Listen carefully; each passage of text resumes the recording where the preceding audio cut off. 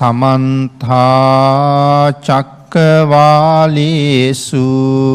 අත්‍රා ගච්ඡන්තු දේවතා සද්ධම්මං මුනි රාජස්ස සුනන්තු සග්ග මොක්ඛදං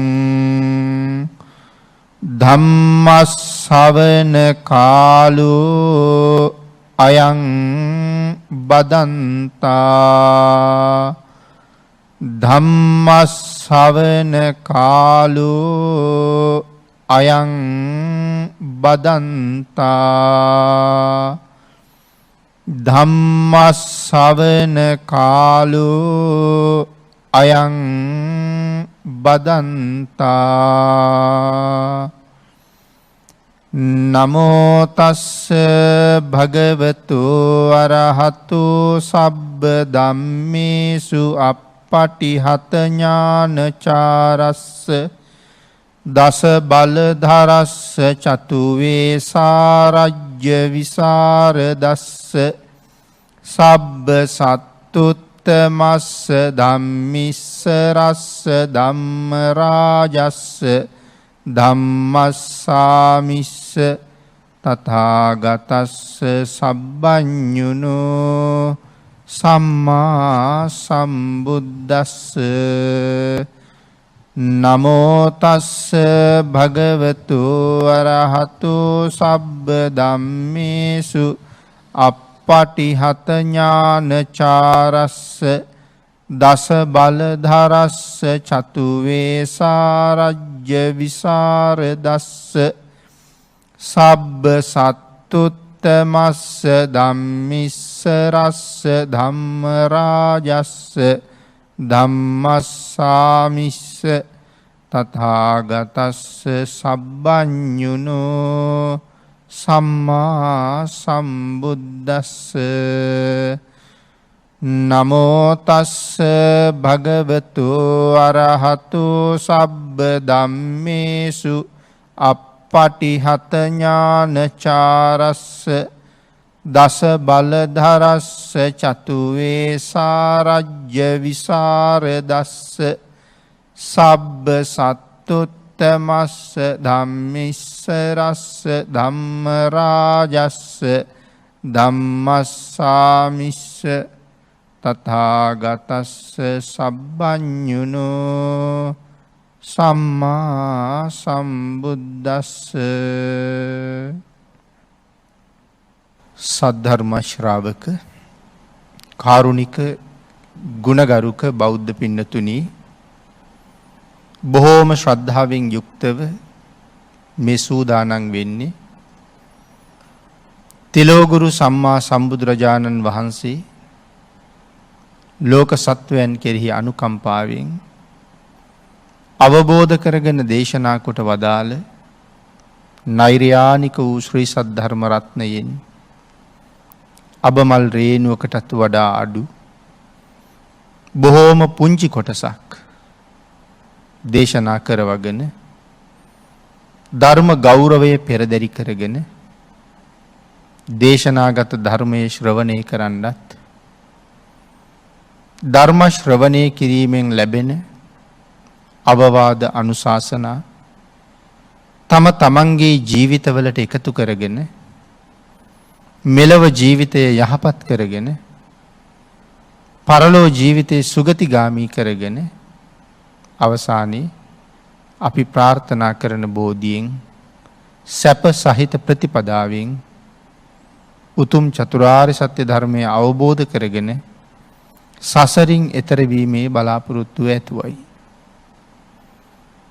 පින්නතුනි අද ධර්ම දේශනාවේ දායකත්වයේ දරලා රැස් කරගන්න කුසල කර්මයත් ධර්ම ශ්‍රවණය කිරීමෙන් ලබන කුසලයත් ඒ උතුම් ප්‍රාර්ථනාව මුදුන්පත් කර ගැනීම සඳහාම හේතු වේවා කියලා ප්‍රාර්ථනා කරමු. පින්නතුනි අද ධර්ම දේශනාවේ මාතෘකාව හැටියට මම යොදා ගන්න කල්පනා කළේ ධම්මපද පාළියේ කෝද වර්ගයේ සඳහන් වන දෙවනි ගාථා රත්නය. යෝවේ උපතිතං කෝදං රතං බත්තංව ධාරයි තමහං සාරතින් බ්‍රූමි රසමිග්ගාහු ඉතරෝ ජනෝති. අපි බුදුරජාණන් වහන්සේ මේ උතුම් ගාථාරත්නය දේශනා කොට වදාළේ දෙව්දුවක් අරමුණු කරගෙන. මේ ගාථාරත්නයෙන් සඳහන් කරන්නේ ක්‍රෝධය පිළිබඳව.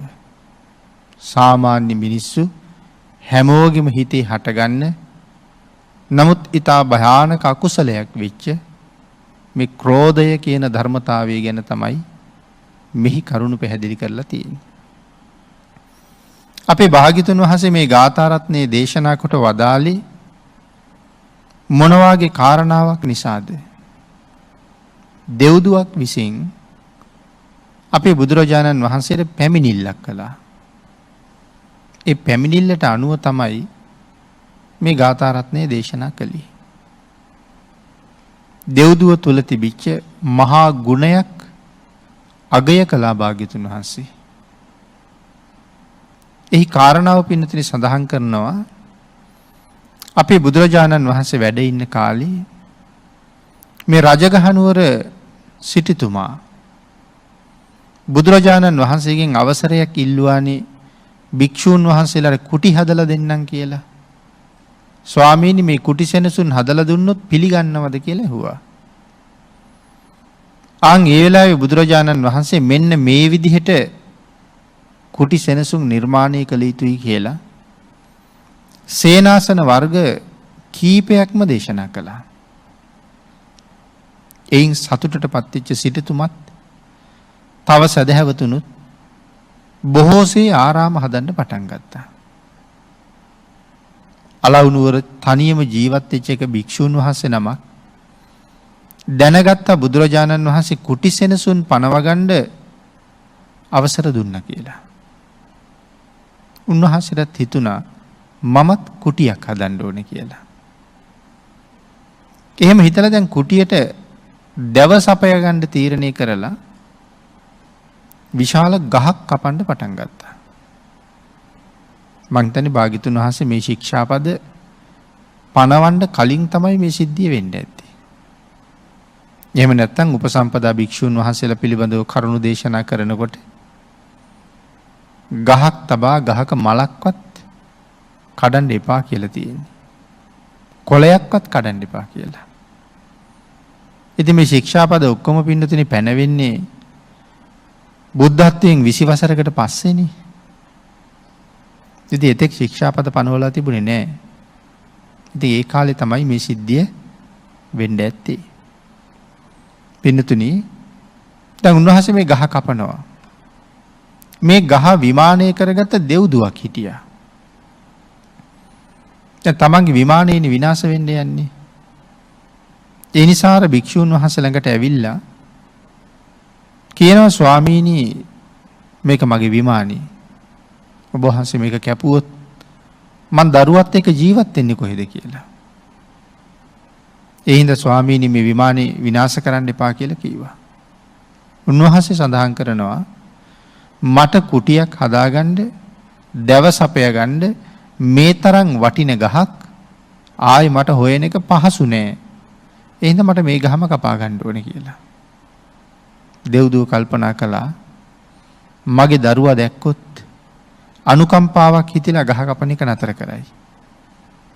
එහෙම හිතලා භික්ෂුවට පේන්න ගහේ අත්තක් උඩින් තමන්ගේ දරුවා තිබ්බා. නමුත් පින්නතුනි පොරව ඔසවලා ගහට එල්ල කරන පහර උන්වහන්සේට පාලනය කරගන්න බැරුව ගියා. දරුවගේ පාදයට කපාගෙනම පොරව පාර ගහට වැදුනා. ඒකෙන් දෙව්දුවට හොඳටම කේන්ති ගියා. දෑත ඉස්සුවා මේ මහනා මරණව මම කියලා හිතලා. නමුත් අත ඔසවලා කල්පනා කළා ඒක නරකයි. මේ භික්ෂුව හරි සිල්වත්. මේ භික්ෂුව හරි ගුණවත්. මෙවන් සිල්වත් භික්ෂුවක් මා විසින් මරණයට පත් කළොත් එතනින් එහාට අනික් දෙවිවරුත් එහෙම පටන් ගනී. මනුස්ස ලෝකේ ඉන්න අයත් එහෙම පටන් ගනී දෙව්දුවක් භික්ෂුවක් මැරුවා. එහෙනම් අපි මැරුවහම මොකද කියලා? ඒක ශාසනයට මහා හානියක් වෙයි කියලා කේන්තිය පාලනය කරගෙන අත පහළ දාලා කල්පනා කළා මේ භික්ෂූන් වහන්සේලාට ගුරුවරයෙක් ඉන්නවා. මම උන්වහන්සේට ගිහිල්ලා මේ අඩුපාඩුව කියනවා කියලා. එහෙම හිතලා තමයි දෙව්දුව බුදුරජාණන් වහන්සේ හොයාගෙන ආවේ. පිරිසත් හිටියා. මැගේ ඇස්වල කඳුළු පිරීලා බුදුරජාණන් වහන්සේ කතා කළා. ඇයි කියලා ඇහුවා. කාරණාව සම්පූර්ණයෙන්ම පැහැදිලි කළා. පැහැදිලි කරලා කියනවා ස්වාමීනි මගේ දරුවගේ කකුල කපනකොට නම් මට හරි කේන්තියක් ආවා. මම දෝත උසවලා ගත්ත පහර දෙන්න. නමුත් ස්වාමීනි මං කල්පනා කළා එහෙම කළා නම් මටත් හොඳ නෑ.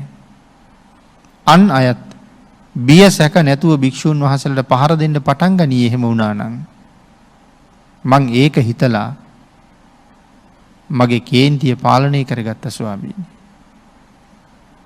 එහෙනම් මං භික්ෂූන් වහන්සේට කරදරයක් කළේ නෑ.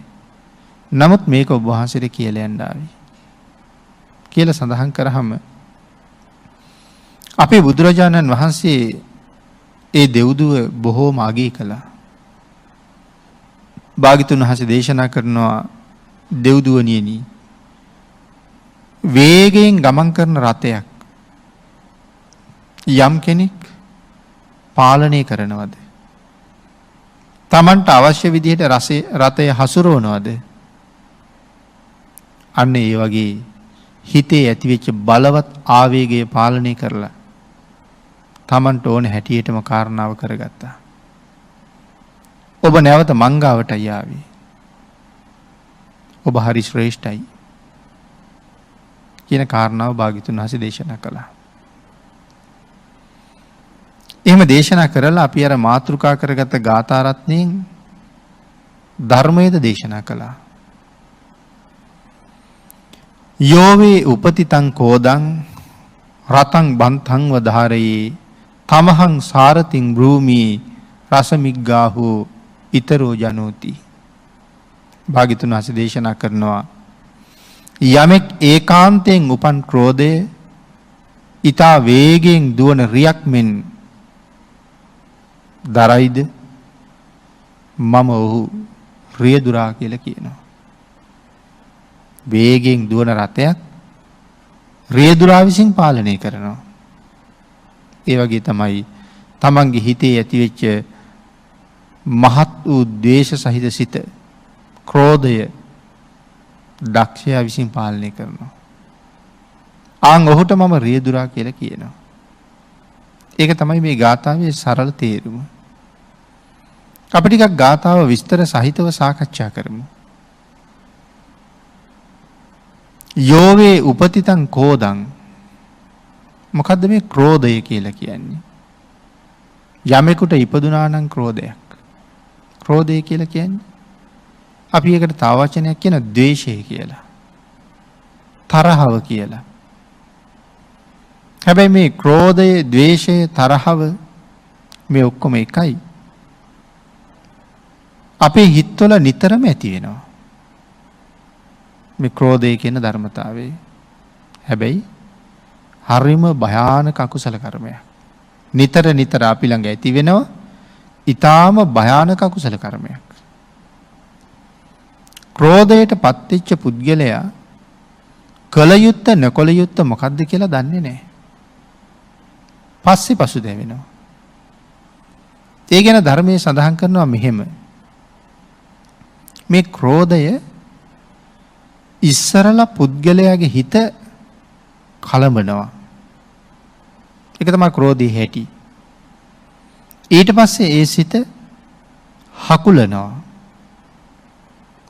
නැවත ක්‍රෝධයේ තව ටිකක් වැඩි වෙනකොට ඇස් රතු වෙනවා. නහරවැල් ඉලිප්පෙනවා. මූණ රතු වෙනවා. භයානක පෙනුමක් එනවා.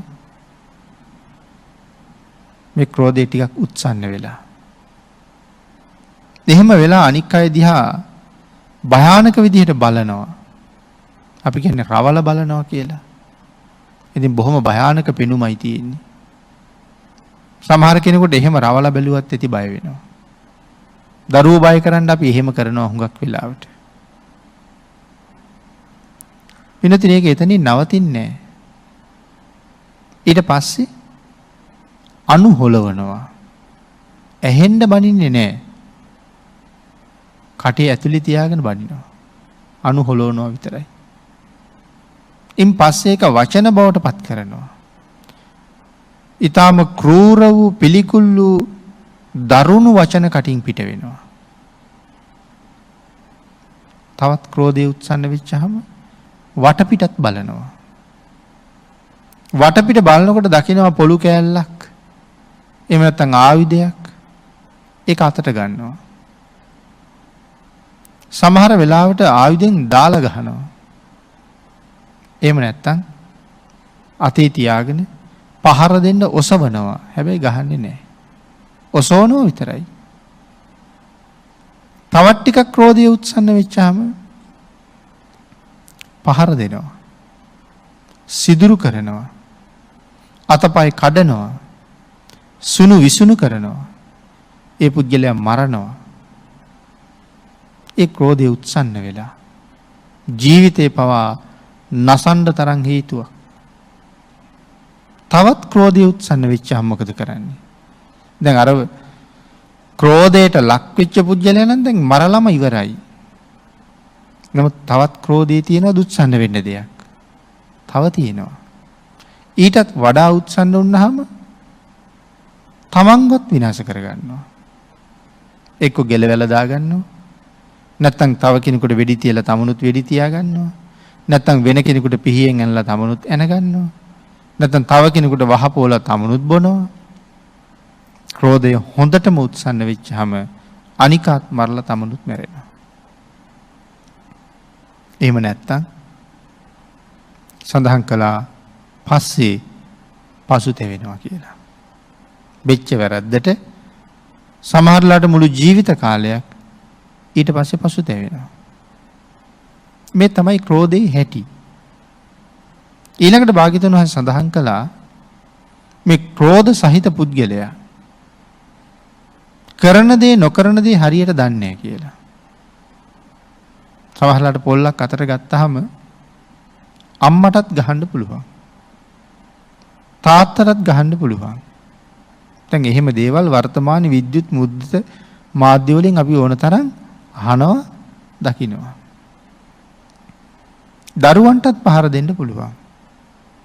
ඥාතීන්ටත් පහර දෙන්න පුළුවන්. එහෙම අවස්ථාවලුත් මේ යටදී තියෙනවා. ඒ පහර දීමේදී අම්මට පහර දීම මොන තරම් භයානක කුසලයක්ද? තාත්තට පහර දීම කොච්චර භයානක කුසලයක්ද? ඔය අතරේ භික්ෂුන් වහන්සේ නමක් ආර්යයන් වහන්සේ නමකට වැදුණොත්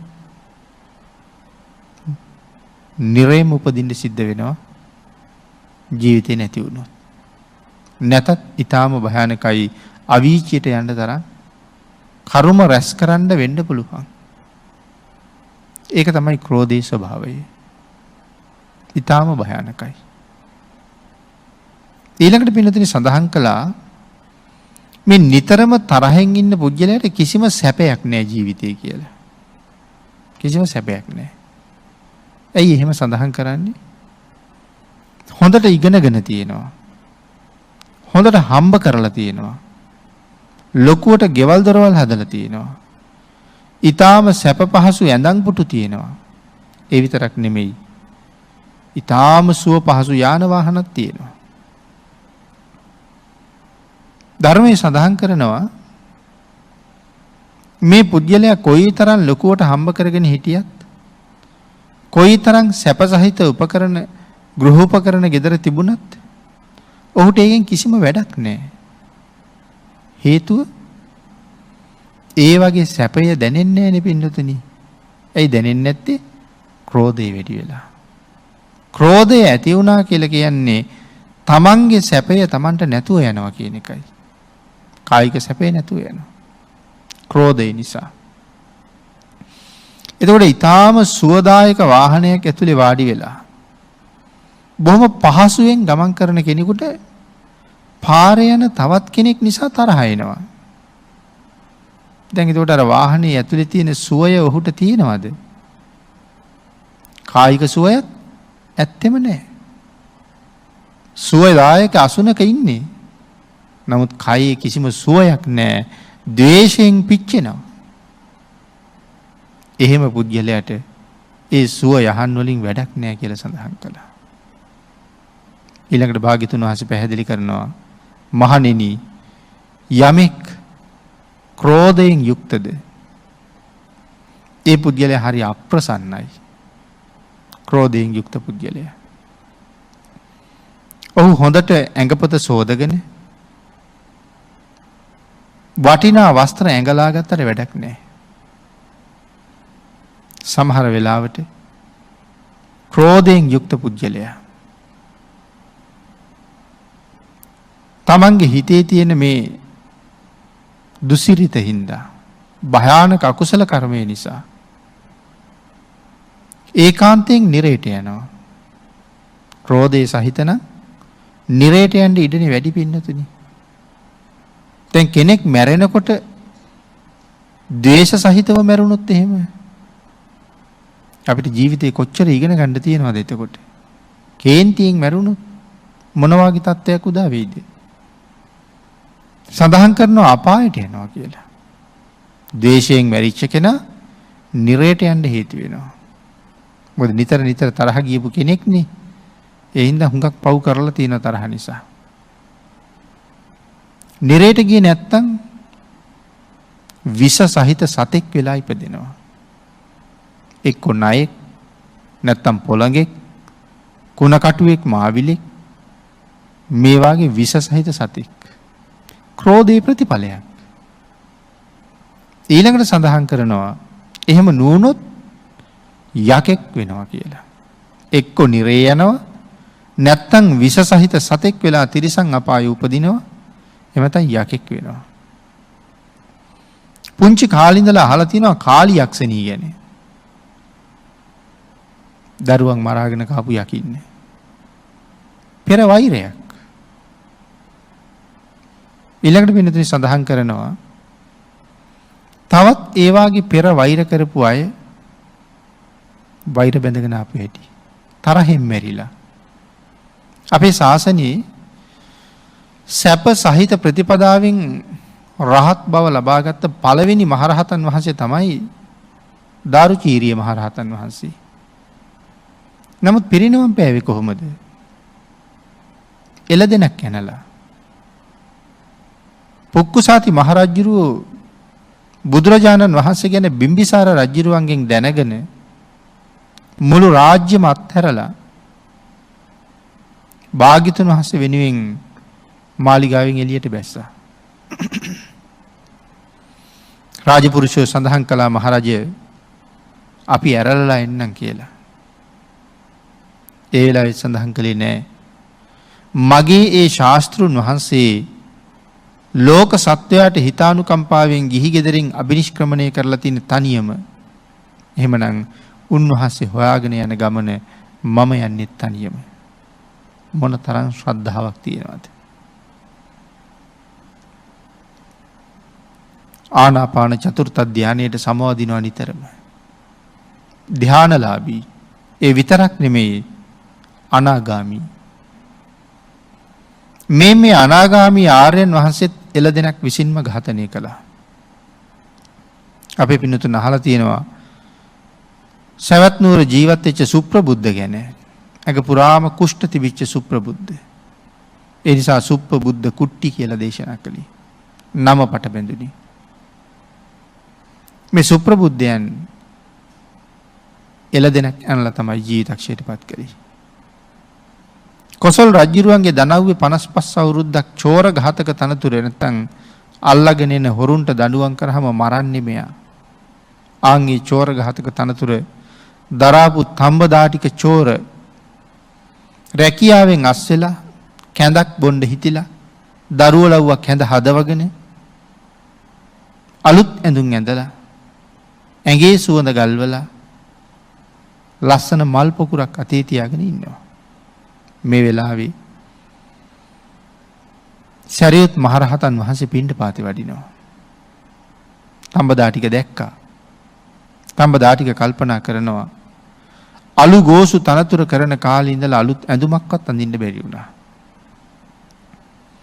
අද නම් මං අලුත් ඇඳුමක් ඇඳගත්තා. මෙයා හරි ආසයි කියලා කියන ඔය අපි අර කිරි කැඳ කියලා කියන්නේ. ආන්ගේ කිරි කැඳ බොන්න. එහෙම කැඳක් තමයි දරුවන්ට කියන්නේ හදලා දෙන්න කියලා.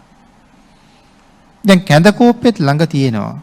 රහතන් වහන්සේ පිණ්ඩපාතේ වඩිනවා. අනේ කවදාවත් දානයක් නුදුන්න මම අද නම් දානයක් දෙන්න ඕනේ. ළඟ කැඳ තියෙනවා රහතන් වහන්සේ වඩිනවා. ළඟට ගිහිල්ලා වැඳලා කතා කරලා ගෙදරට වැඩමවාගෙන ඇවිල්ලා අර කැඳ සාරිපුත්තයන් වහන්සේට පූජා කළා.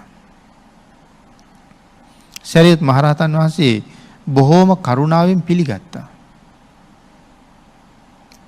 වටහපතක් අරගෙන තඹදා ටික සාරිපුත්තයන් වහන්සේට පවන් සරනවා. සාරිපුත්තයන් වහන්සේ අහනවා උපාසක මහත්තයා කැඳ ටිකක් බීලා මෙන්න කියලා. ඇයි මෙයාට පින්නතුනේ කැඳ බොන්න හොඳට හිත බණ ටිකක් කියන්න බලහම හිතේ එකඟ බවක් නැහැ. ඇයි හිත එකඟ නැත්තේ කියලා රහතන් වහන්සේ බලහම කැඳ බොන තණ්හාව වෙනම හිතේ තියෙනවා. තමන්ගේ ටික දන් දුන්නට කැඳ බොන කැමැත්ත තියෙනවා. ඒ නිසා කල්පනා කළා දැන් බණ කීවට වැඩක් නැහැ. කැඳ බොන කැමැත්තෙන් ඉන්නේ. ඒ හින්දා කිව්වා ගෙට ගිහිල්ලා කැඳ ටිකක් බීලා එන්න කියලා. තව හිටපු පුරුෂයෙකුට කිව්වා මේ වටහපත ගෙනහිල්ලා ඔහුට පවන් සලන්න කියලා. කැඳ බීලාවට පස්සේ අපේ භාග්‍යතුන් වහන්සේ විශේෂයෙන් ඒ කරුණ පැහැදිලි කරනවා. සාරිපුත්තයන් වහන්සේ කැඳ බීලාපු උපාසක තැනට ධර්ම දේශනාවක් කළා. කෙටි දේශනාවක් කරන්නේ. පිණ්ඩපාතේ වැඩි ගමන්නේ. ඒ දේශනාව අහලා බොහොම සතුටු වෙලා සරියුත් මහරහතන් වහන්සේ ආපහු වඩිනකොට පසු ගමන් කළා. පසු ගමන් කරලා ආපහු ගෙදරට එන අතරතුර අර එළදෙන ඇවිල්ලා එන්නා. දෙව්ලොව ඉපදුනා. එයි 55 අවුරුද්දක්ම මිනිස්සුමයි මැරුවේ. තවත් අය මරන්න ඇති මිනිස්සු මැරුවා හරියට. එතකොට මහා පව්කාරයි. නමුත් ධර්මයේ සඳහන් කරනවා ඔහු ඉපදුනේ තව්තිසාවේ කියලා. නැත්නම් දෙව්ලොව උපදින්නේ. මෙච්චර පව් කරපු කෙනෙක් කොහොමද දෙව්ලොව උපදින්නේ? පින්නතුනි අවසාන වෙලාවේ තිබිච්ච පිරිසිදු හිත කුසලයේ පෙරදරි කරගත්ත හිත තමයි මොහු දෙව්ලොව උපද්දවන්නේ. එතකොට අර කර්ම ටිකට මොනව වෙන්නේ ඇද්ද? අහෝසි වුණාද? නෑ ඒ කර්ම ටික එහෙම්මම තියෙනවා. කවදා හරි දවසක පිනේ බලය අඩු වෙනකොට ඒක විපාක දෙනවා. නමුත් අකුසලය කුසලයෙන් යට කරන්න පුළුවන් බව අපිට හොඳටම තේරුම් යනවා එතකොට. එතකොට මම මේ කතාව සඳහන් කළේ මේ 4 දෙනාටම පහර දෙන මේ එළදෙන කවුද? එළදෙනක් නෙමෙයි මේ යක්ෂණියක්. නමුත් පහර දෙන වෙලාවට එන්නේ එළදෙනක් වගේ. පෙර භවයක මේ 4 දෙනා එකතු වෙලා එක ගෑනු කෙනෙක් මැරුවා. ආන්ගේ මරණ වෙලාවේ ඒ කාන්තාව ද්වේෂසිතින් යුක්තව සාපයක් කළා. පලි ගන්නවා කියලා. මේ 4 දෙනාම මේ වැඩේ කළේ. එතකොට මේ 4 දෙනාම අපේ ශාසනයේ ඉපදිලා. ආන්ගේ අවස්ථාවේ අර යක්ෂණිය එළදෙනක් වෙලා ඇවිල්ලා ඝාතනය කළා. අර වෛරය නිසානේ එහෙම වුනේ. මරණ වෙලාවේ මම පලි ගන්නවා කියලා කිව්වා. ඉතින් යක්ෂණියක් වෙලා ඉපදුනා. අපි සඳහන් කළානේ දැන් ද්වේෂයෙන් මැරුණහම යකෙක් වෙන්න පුළුවන් කියලා. පින්නතුනි දැන් බාණ්ඩකයේ වෛරයේ ද්වේෂයේ ඵලය කොහොමද? රහතන් වහන්සේ පිරිනිවන් පෑවා, අනාගාමීන් වහන්සේ බඹලෝ වැඩියා.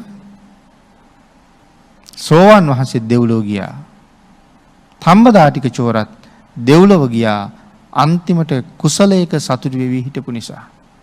නමුත් කොයක්සනි මේ වෙලාවෙත් අවීචී දුක් විඳිනවා. කරපු පාප කර්මය නිසා. දැන් ද්වේෂයේ ප්‍රතිඵලය නෙමෙයි එතකොට මේ. ද්වේෂය නිසා අවීචීට ගිහිල්ලා. තව ඒ වාගේ කරුණු බොහෝම තියෙනවා පැහැදිලි කරන්න මේ ද්වේෂය සම්බන්ධයෙන්. භාග්‍යතුන් වහන්සේ දේශනා කරන්නේ එවන් වූ ද්වේෂය හතුරෙක් හා සමානයි. හතුරෙක්මයි ඒ ද්වේෂය පාලනය කරන්න. ඒ ද්වේෂය යටපත් කරන්න. ආයෙ කිපෙන්න එපා කවුරුවත් සම්බන්ධයෙන්. ආයෙ කේන්ති ගන්න නෑ කියලා අදිෂ්ඨාන කරන්න වීරිය කරන්න. අන්න එහෙම කෙනාට මේ භයානක අකුසලයේ මගහරවා ගන්න පුළුවන්කම තියෙනවා. ද්වේෂය නම් වූ අකුසල කර්මය. අපේ බුදුරජාණන් වහන්සේ භික්ෂූන් වහන්සේලාට මෙහෙම දේශනා කළා. මහණෙනි, හොරු ඇවිල්ලා කියතක් අරගෙන ඔබේ අත් දෙකයි කකුල් දෙකයි කපයිද? පිළිතුරේ මොහොත හිතලා බලන්න. මෙතන සඳහන් කරන්න මම හිතන්නේ හරස් කියතක් ගැන. කියතකින් කපනකොට කොහොම තියෙයිද? නිකන් හිතන්නකෝ කවුරු හරි අර අත් කියතක් අරගෙන අපේ අතක් කොටයක් උඩ තියාගෙන කපන්න පටන් ගත්තොත් කොහොම ඉඳීද කියලා. එහෙනම් හරස් කියතක් අරගෙන අත් දෙකයි කකුල් දෙකයි කපන වෙලාවේ හාමුදුරු කෙනෙක් නම් තරහ ගියොත් එහෙම භාග්‍යතුන් වහන්සේ දේශනා කළා, මහණෙනි, තමන්ගේ අතපය හරස් කියතෙන් කපන වෙලාවට ඒ කපන පුද්ගලයා සම්බන්ධයෙන් මෛත්‍රී සිතක් ඇති කරන්න පුළුවන් නම් ඔහු තමයි මගේ ශ්‍රාවකයා කියලා. ඔහු තමයි සම්බුද්ධ ශාසනයට අයිති කෙනා කියලා. තමන්ගේ ශරීරය කියතෙන් කපන කෙනාටත් මෛත්‍රී කරන්න පුරුදු වෙන්න ඕනේ. කකචූපම සූත්‍රයේදී තමයි ඔක දේශනා කරන්නේ. එතකොට දේශයට පරිබාහිර මෛත්‍රිය කොයි තරම් උතුම්ද? දේශයේ පසකලා මෛත්‍රී වඩන්න දේශනා කළේ නිසා. ද්වේෂ කරන අය මැරිලා, නිරයවල් වල දුක් විඳලා, පෙර කරන ලද කුසලයත් එක්ක මනුස්ස ලෝකේ උප්පත්තිය ලැබුවත් මේ දේශයේ අවශේෂ කර්මය ඔහු ඊට විරූපී පුද්ගලයෙක් කරනවා. අප්‍රසන්න පෙනුමක් ඇති කෙනෙක් බවට පත් කරනවා. ඒ විතරක් නෙමෙයි, උපතින්ම කොන්ද ආබාධ සහිත පුද්ගලයෙක් වෙනවා. පාදවල ආබාධ සහිත කෙනෙක් බවට පත් වෙනවා. දේශයෙන් මැරිලා ඉපදිච්චාම ඊළඟට සඳහන් කළා, හැම වෙලාවෙම ජීවිත බයෙන්, සතුරු බයෙන් ඉන්නේ. කොයි වෙලාවෙ මට වෙඩි තියයිද? කොයි වෙලාවෙ මට පිහියෙන් අනීද? කොයි වෙලාවෙ මට වහ දෙයිද? බොහොම බයෙන් ඉන්නේ. නිතරම ජීවිත අනතුරු පිළිබඳව බයක් තියෙනවා. කාටද මේ? ද්වේෂ සහිත පුද්ගලයාට. හොර හතුරු ඔහු වට කරනවා කියලා සඳහන් කරනවා. කලින් භවවල ද්වේෂයෙන් මැරිච්ච අය. එතකොට අපිට එහෙම වෙන එකක් නැද්ද? අපිටත් වෙන්නේ එහෙම්මම තමයි. එහෙනම් අපි මොනවද කළ යුත්තේ? වහ වහ වීර්ය වඩන්න පටන් ගන්න ඕනේ ද්වේෂය කියන ධර්මතාවය නැති කරන්න. මෙච්චර අමිහිරී නම් ද්වේෂයේ ප්‍රතිඵලය තවත් මොකට ද්වේෂ කරනවද කියලා අපි හිතන්න ඕනේ. ආන් එහෙම හිතලා ද්වේෂයෙන් ඈත් වෙන්න ඕනේ. ඒක ඒ තරම්ම භයානකයි. මේ කේන්ති යනවා කියන එක. භාග්‍යතුන් වහන්සේගේ කාලේ හිටියා බරද්වාජ කියලා බමුණෙක්. ඒ බමුණ මිත්‍යා දෘෂ්ටිකයි. බැමිණි හරීම සම්මාදිට්ඨිකයි, ශ්‍රද්ධාවන්තයි. තමන්ගේ ස්වාමියා වෙනුවෙන් කළ යුතු යම් යුතුයකමක් තියෙනවා නම් මේ බැමිණි එක නොපිරිහෙලාම සම්පූර්ණ කරනවා. හැබැයි වැඩේ ඉවර කරලා ඇය හැමදාම කියන කතාවක් තියෙනවා. මාගේ භාග්‍යතුන් වහන්සේට নমස්කාර වේවා. ඉතින් මේක දැන් හැමදාම කියනවනේ. එක දවසක් බ්‍රාහ්මණයට තරහ ගිහිල්ලා කියනවා, මං උඹේ ඔය ශ්‍රමණ බවත් ගෞතමයන් එක වාද කරනවා කියලා. උඹේ භාග්‍යතුන් වහන්සේත් එක්ක මම වාද කරනවා කියලා. ඒ බොහෝම සංසුන් ස්වරයෙන් සඳහන් කළා ස්වාමීනි හොඳයි වාද කරලා බලන්න කියලා. අන්තිමට මේ බමුණ ඇවිල්ලා බුදුරජාණන් වහන්සේ එක ටිකක් වෙලා කතා කරලා බුදුරජාණන් වහන්සේගෙන් අහනවා කොහොමද ස්වාමීනි ඔබ වහන්සේ සතුටින් ඉන්නේ කොහොමද ස්වාමීනි ඔබ වහන්සේ ද්වේෂ නොකර ඉන්නේ කොහොමද ස්වාමීනි ඔබ වහන්සේ හොඳින්ද ඉන්නේ භාග්‍යතුන් වහන්සේ සඳහන් කරනවා බ්‍රාහ්මණය මගේ හිතේ ද්වේෂය නැති හින්දා මං සතුටින් ඉන්නවා මගේ හිතේ ද්වේෂය නැති හින්දා මම බොහොම දුකෙන් තොරව ජීවත් වෙනවා සතුටින් ඉන්නවා දුකක් නැතුව ඉන්නවා කනගාටුවෙන් තොරව ඉන්නවා බෙහෙසෙන් නැතුව ඉන්නවා ඊළඟට සඳහන් කළා බ්‍රාහ්මණය මේ ද්වේෂය නැති කරපු නිසා මම සතුටින් ඉන්නවා මෙහෙම කරුණු දැක්වහම භරද්වාජ බමුණා බුදුරජාණන් වහන්සේ ගැන පුදුම විදිහට පැහැදිලා බුදුරජාණන් වහන්සේට කියනවා ස්වාමීනි භාග්‍යතුන් වහන්සේ මම පැවිදි කරන්න කියලා. භරද්වාජ පැවිදි කළා. භරද්වාජ නොබෝ කලකින් රහත් වුණා. මෙන්න මේ කාලේ තමයි හිටියේ අග්ගික භාරද්වාජත්. කුඹුරු හානවා. බුදුරජාණන් වහන්සේ පිණ්ඩපාතේ වැඩියා. බුදුරජාණන් වහන්සේට හොඳටම බැන්නා. අතපය හතරම හොඳට තියාගෙන ඇයි හිඟමනේ යන්නේ කියලා. ඉතින් නොයේක් චෝදනාවලට භාග්‍යතුන් වහන්සේ හරි ලස්සනට උත්තර දුන්නා. බුදුරජාණන් වහන්සේට දොස් කියලා ඉවරුනහම බුදුරජාණන් වහන්සේ බොහෝම කරුණාවෙන් අග්ගික භරද්වාජ බ්‍රාහ්මණයාගෙන් අහනවා භරද්වාජ ඔබේ ගෙදරට නෑදෑයෝ එනවද කියලා ඇහුවා. එනවා. ඔබේ ගෙදරට යාළුවෝ එනවද කියලා ඇහුවා. එනවා. ඔබේ ගෙදරට ඔබේ තවත් මිත්‍රයෝ කවුරුවත් එනවද කියලා එනවා. එහෙම සඳහන් කරාම බුදුරජාණන් වහන්සේ අහනවා ඒ එන හැමෝටම ආහාර පාන වලින් සංග්‍රහ කරනවද කියලා. ස්වාමීනි සමහර අයට සංග්‍රහ කරනවා. බ්‍රාහ්මණේ ඔබ කරපු සංග්‍රහය ඒගොල්ලෝ පිළිගත්තේ නැත්තම් මොකද කරන්නේ වට කියලා ඇහුවා. මමයි මගේ ගෙදර අයයි භුක්ති විඳිනවා කිව්වා. ඒගොල්ලෝ ගන්නෙ නැත්තම් අපි භුක්ති විඳිනවා. භාග්‍යතුන් වහන්සේ දේශනා කරනවා බ්‍රාහ්මණේ ඔබ මෙතෙක් වෙලා මට චෝදනා කළා. නමුත් එක චෝදනාවක්වත් මම බාරගන්නේ නැහැ. දැන් මොකද කරන්න කියලා ඇහුවා. ඒ සියලුම චෝදනා ඔබම බාරගන්න. මම බාරගන්නේ එකක්වත්. භාග්‍යතුන් වහන්සේගේ කරුණාව භාග්‍යතුන් වහන්සේගේ නිහතමානී බව කරුණ පැහැදිලි කරලා දුන්න හැටි මම බාරගන්නේ නැහැ එකක්වත්. එහෙනම් ඒවා අපහු ඔබම බාරගන්න. අන්තිමට පින්නතුනි භරද්වාජ බුදුරජාණන් වහන්සේට සඳහන් කරනවා ස්වාමීනි ශ්‍රේෂ්ඨයි ස්වාමීනි ශ්‍රේෂ්ඨයි ශ්‍රමණ බෞද්ධ ගෞතමයන් වහන්සේ හරි උතුම් නමුත් කේන්ති යනවා කියලා. ආපහු කියන භාග්‍යතුන් වහන්සේටම කේන්ති යනවලු.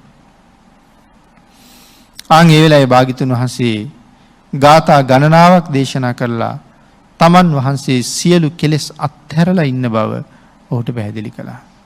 අන්තිමට ඉල්ලීමක් කළා ස්වාමීනි මාත් පැවිදි කරගන්න බැරිද? බුදුරජාණන් වහන්සේ බ්‍රාහ්මණය පැවිදි කළා. ඒ බ්‍රාහ්මණයත් නොබෝ දවසකින් රහත් වුණා. සංසාරේ හුඟක් පිං තිබිච්ච අය. බුදුරජාණන් වහන්සේට එදා මේ බ්‍රාහ්මණයා අන්තිමට පැහැදිලා දානි පූජා කළා. භාග්‍යතුන් වහන්සේ සඳහන් කළා බ්‍රාහ්මණය යමෙක් ද්වේෂ කරන්නාට පෙරලා ද්වේෂ කරනවද? දබර කරන්නාට පෙරලා දබර කරනවද? ඇන කොටා ගන්න දෙන පුද්ගලයාට පෙරලා ඇන කොටන්න යනවද? තමන්ට හිරිහැර කරන්න දෙන පුද්ගලයාට නැවත හිරිහැර කරන්න යනවද? මහණෙනි එවන් අයත් එක්ක මුහුවීම මගේ නෑ. එවන් අය මේ බ්‍රාහ්මණයටම හොඳයි. බ්‍රාහ්මණය බයිනකොට බ්‍රාහ්මණයටත් බයිනවනම් හොඳයි. නමුත් මම එහෙම කරන්නේ. එහෙම මම නොකරන නිසා මම මොවුන්ගෙන් වළඳන්නෙත් නෑ කියලා සඳහන් කළා. මේ දෙන දේවල් මං වළඳන්නේ නෑ. ප්‍රාණීන් අඩු ජලයකට ගෙනihin දාන්න කිව්වා මොකද කරන්න කියලා ඇහුවාම බැනුම් අහලා වළඳන්නේ නෑ. උන්ට ගැලපෙන්නේ උන් හා සමාන අයමයි කියන එකයි මේ සඳහන් කරන්නේ. එහෙනම් ද්වේෂය වර්තමානයේ පින්නතුනි හිතන්නකෝ. මේ ද්වේෂය නිසා කොච්චර අපරාධ වෙනවද කියලා. දරුවා අඳුරන්නේ නැහැ, මව්පියෝ අඳුරන්නේ නැහැ, සහෝදර සහෝදරියෝ අඳුරන්නේ නැහැ. සත්තු සිව්පව් වාගේ මිනිස්සු මරලා දානවා. ද්වේෂය නිසා. පෞගී කාලේ එක කෙසෙල් ගෙඩියක් නිසාත් මිනිහෙක් මරලා තිබුණා. ද්වේෂය පස්සේ පසුතැවිලි වෙනවා. ඊට සුළු සිද්ධි නිසා පුද්ගලයාගේ ජීවිතය විනාශ කරනවා. පස්සේ පසුතැවිලි වෙනවා. ද්වේෂ සහිතව මැරුණොත් හරිම භයානක බව සඳහන් කළා. හැබැයි ඒ වුණාට මැරෙන වෙලාවට උපදින වේදනාව පින්නතුනි අපිට මේ ජීවිතේ මෙතෙක් දැනිලා නැති එකක්. මරණ වේදනාව දැනිලා නැහැ කාටවත්. ඒක අලුත්ම වේදනාවක්. ඒ වේදනාව අපිට ඉවසන්න පුළුවන් වෙයිද? තරහ එන්නේ නැති වෙයිද අපිට? ඒකත් හිතන්න ඕනේ. හිසේ කැක්කුමටත් බඩේ කැක්කුමටත් තරහ එන අපි මරණ වේදනාව දැනනකොට තරහ නාවොත් තමයි පුදුමයි. නමුත් තරහින් ඉන්න වෙලාවක මැරුණොත් එහෙම ඉරණම ඊටාම භයානක බව අපි සාකච්ඡා කළා. ඒ නිසා ද්වේෂයට ප්‍රතිපක්ෂ වෙච්ච මෛත්‍රියක් නිතර නිතර වඩන එක වටිනවා. පුරුදු කරලා තියාගන්න එක වටිනවා. එතකොට මැරෙන වෙලාවට ඇඟේ උපදින වේදනාව යටපත් කරන්න ඒ මෛත්‍රියෙන් පුළුවන්කම තියෙනවා.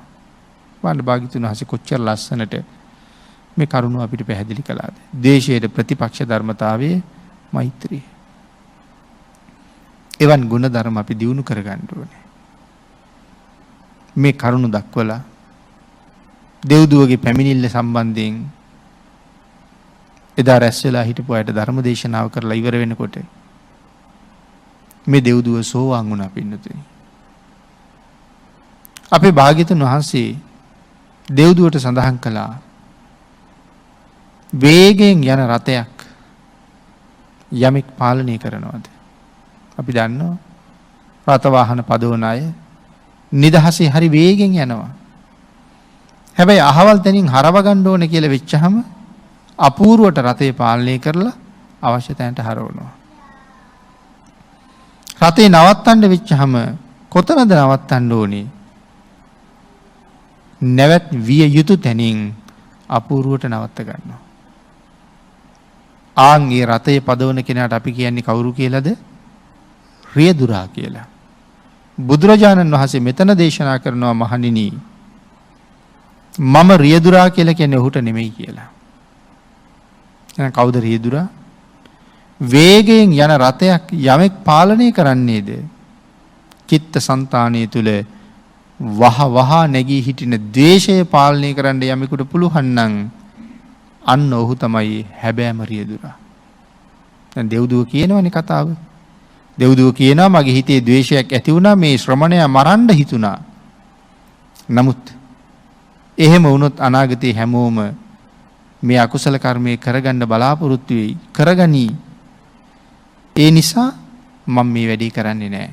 ගිහිල්ලා ගුරුවරයාට කියනවා. දැන් බාන්න දරුවගේ කකුල කපලා තියෙනකොට නමුත් Tamanට ආපු ද්වේෂය පාලනය කරගත්ත හැටි ඒ පාලනය කරගත්ත නිසා මොන යහපතක් ඇයට සිද්ධ වුණාද?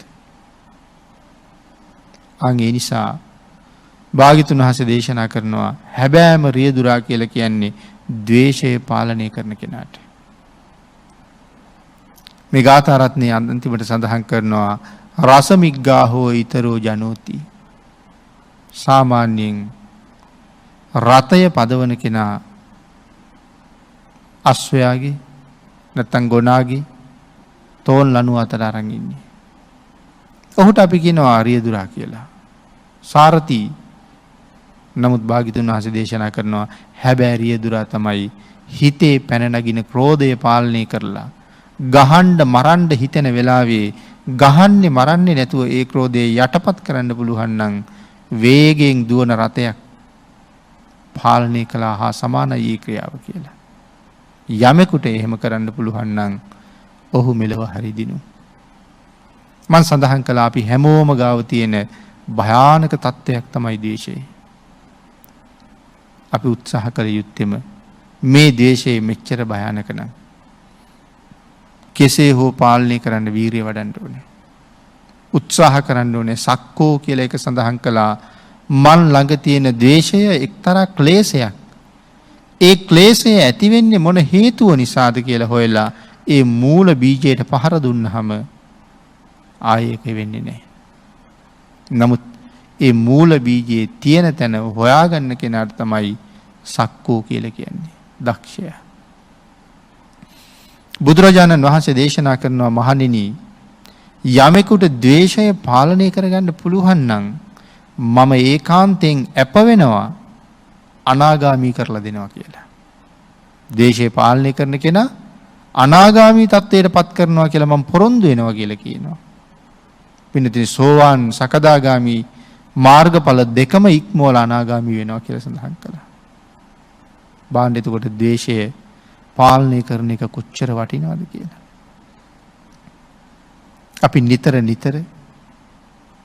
ඊටාම සුළු දෙයට උපද්දවන ක්‍රෝධය අපිවම විනාශ කරනවා. මේ කරුණ දක්වලා දේශනාව කළා. දිව්‍යාංගනාව සෝවාන් වුණා. නමුත් ඇය අඬනවා පින්නතුනි. භාග්‍යතුන් වහන්සේ ඇහුවා ඇයි? තවත් අඬන්නේ ඇයි කියලා. ස්වාමීනි ඒ වුණාට මට දැන් විමානයක් නෑ නේ ඉන්නේ. මං කොහෙද දරුවොත් එක්ක ඉන්නේ කියලා. භාග්‍යතුන් වහන්සේ වැඩ ඉන්නේ කුටිය ළඟ විශාල ගහක ජීවත් වෙච්ච දිව්‍යාංගනාවක්. ඊයේ රාත්‍රියේ චුත වෙලා ගිහිල්ලා. අපේ භාග්‍යතුන් වහන්සේ අර දිව්‍යාංගනාවට ඒ රුක්ෂේ පෙන්නවා. මෙන්න මේක විමානය කරගන්න කියලා. භාග්‍යතුන් වහන්සේනේ පෙන්වුවේ. ඒ නිසා ඒ රුක්ෂයට විමානට නමක් තිබ්බා. බුද්ධ දත්තිකා කියලා. බුද්ධ දත්තිකා විමානය භාග්‍යතුන් වහන්සේ විසින් දක්වන ලද විමානය. මහේශාක්‍ය දෙවියෙකුටවත් හොලවන්න බෑ කියලා සඳහන් කරනවා. නමුත් ඇයට ඒ තරම් තැනක් ලැබුණේ ඇය ඉවසපු ඉවසිල්ල. ඉවසන කෙනාට අනික් අය කියයි නිවටේ කියලා. ධර්මයේ සඳහන් කරනවා කමක් නැහැ. අපායෙන් බේරෙන්න පුළුවන් නම් නිවටයා කියලා ඇහුවහම මොකද? නමුත් හැබැවින්ම නිවට ඔහු නෙමෙයි. දේශයට බැඳිලා, දේශයට රැවටිලා අපායට පාර හදා ගන්න අය. මේ ආදි කරුණු දක්වලා මේ ද්වේෂයෙන් මිදෙන්න උනන්දු කළා. ද්වේෂය ගැන තව බොහෝම කරුණු ධර්මයේ පැහැදිලි කරන්න තියෙනවා. කෙසේ වෙතත් කෙටියෙන් හිතමු. කොහොම හරි දේශසිත පාලනය කර මෛත්‍රී සිතක් දියුණු කරනවා කියලා. ඒ මෛත්‍රී සිත දියුණු කරලා සුගතියෙන් සුගතියට ගිහිල්ලා ප්‍රාර්ථනා කරන බෝධියෙන් අමා මහ නිවනින් සැනසෙන්න ද්වේෂයෙන් වැළකෙන්න තුනුරුවන්ගේ ආශිර්වාදයෙන් මේ සියලු දෙනාටම ශක්තිය, ධෛර්යය, වාග්ය, වාසනාව උදා වේවා කියලා ආශිර්වාද කරනවා.